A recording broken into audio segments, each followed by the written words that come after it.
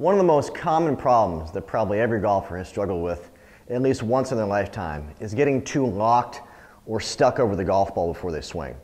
And with my life, I love learning and I love trying things that are way outside of what I'm used to in coaching, the things that are comfortable for me. And I find that when I have these other experiences outside of golf, a lot of times they feed their way into my coaching and they actually offer some alternatives to help my students. So one of the things that I did a few years back is I decided to get my pilot's license. And when you're training to learn how to fly an airplane, you have to practice what they call touch and goes.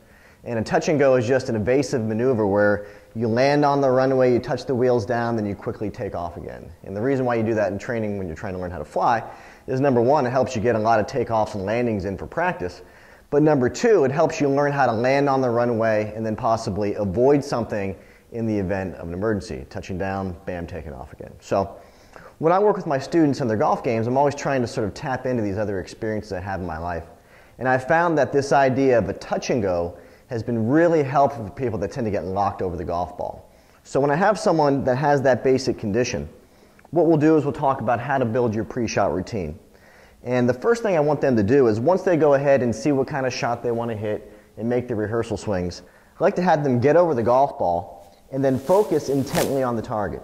So what you want to be able to do here is take a long look at the target, get zoned in, dialed into the flag, as opposed to taking a long look at the golf ball. A lot of people, they usually do it exactly the opposite. They take a short look at the target, followed by a long look at the ball, and then bam, they get frozen there like a deer in headlights. So we're going to try and flip that around. So we try and take a long look at the target, and then we try and take a short look at the ball, and then we let the club head touch, and then bam, right away we go. So in essence, we're working on a touch and go. So the next time you go out to practice or even play, if you find yourself getting locked over the ball, try and take this tip out of my pilot's playbook, so to speak, and work on touch and goes. Get yourself set up, take a long look at the target, followed by a short look at the ball, touch and go. And there you go. So it's a great way to try and break yourself out of that mold if you tend to get frozen over the golf ball. It's happened to me in the past. I know it's probably happened to you at home. Next time you go out, practice touch and goes. I guarantee it'll help.